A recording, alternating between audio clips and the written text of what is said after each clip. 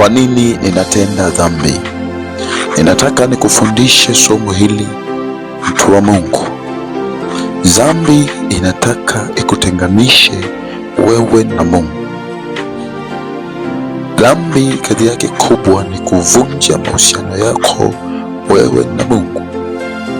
Ila Mungu anataka uikimbie dhambi na uikatae dhambi ili kwamba utengeneze mahusiano mazuri baina yako wewe na yeye. Mungu anataka dhambi itoke ndani ya moyo wako na katika maisha yako ili kwamba kutengenezeke uhusiano mzuri. Mungu anataka usitende dhambi ili kwamba muwe marafiki kati yako wewe na yeye. Ila dhambi inataka utende dhambi ili wewe usiwe na uhusiano na ushirika na urafiki wa karibu kati yako wewe na Mungu. Lakini dhambi inataka ikutumikishe ili kwamba usiweze kupata haki zako za msingi kutoka kwa Mungu. Dhambi inapomtumikisha mwanadamu, kitu cha kwanza huwa inaharibu mfumo wake, mfumo wa kufikiri, kuwaza, mwenendo, kutathmini, hata matendo. Huwa inabadilisha dhambi. Kwa kama ulikuwa una matendo mema, dhambi inakubadilisha, unaanza kutenda matendo mabaya. Kwa nini inataka utende matendo mabaya? Inataka ivunje ushirika wako kati yako wewe na Mungu.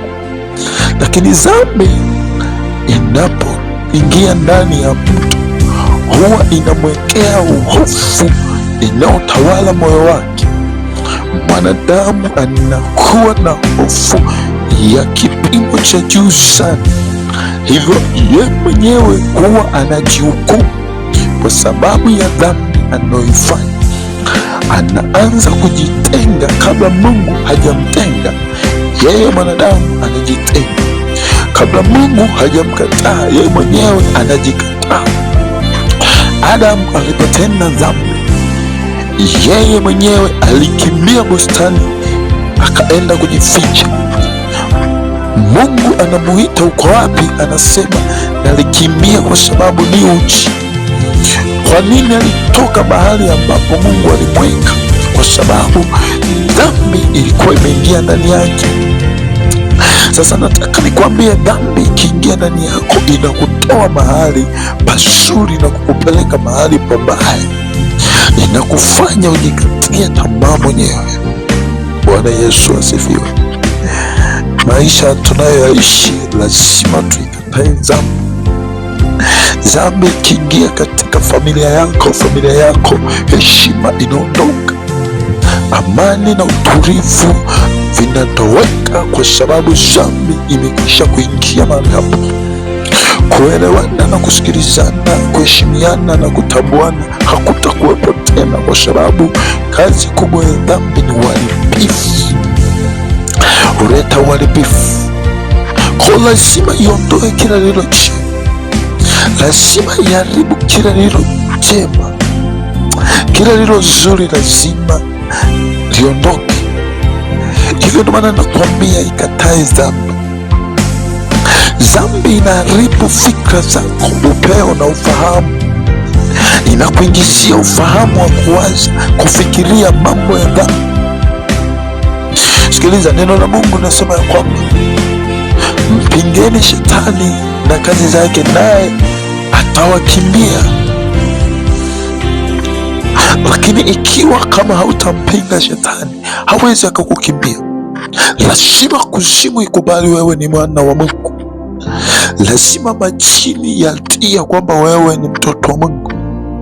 Lazima mapepo yakubali ya kwamba wewe ni mbarikiwa. Dhambi usikubali ingia katika moyo wako. Mungu anakuhurumia. Mungu anataka usitembee gizani. Dhambi inataka ikutawale ili utembee gizani, ili utembee katika giza ambalo hautaweza kuona mwanga. ila Mungu anataka akutoe katika dhambi ili uweze kuwa katika nuru. Neno la Mungu linasema, yoyote anifuataye mimi, huyo hatakaa gizani, bali atakuwa na nuru. Kwa dhambi inataka ikuwekee giza, uishi maisha ya giza, ila Mungu anataka utoke gizani uwe na nuru. Kwa hiyo ifike wakati tu wa Mungu umkubali Bwana Yesu kuwa Bwana na Mwokozi wa maisha yako. Dhambi ikikutumikisha utafanya vitu vya ajabu. Dhambi sio kitu cha kukifanya kuwa na ushirika nacho. Dhambi sio kitu cha kukufanya ukitumikie. Lakini nataka nikwambie, dhambi kawaida yake inakutengenezea mazingira. Dhambi ni ushawishi unaoweza kumfanya mtu akashawishika, kwa sababu dhambi inavutia, dhambi inapendeza, dhambi inang'ara, dhambi ni tamu sana unapoifanya.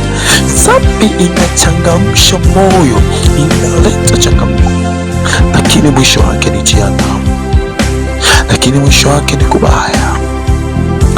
Biblia inasema ya kwamba yoyote anifuataye mimi, huyo hatakaa gizani. Kutumika kwenye dhambi ni kukaa gizani. Ikatae dhambi ili uweze kuwa na nuru. Mungu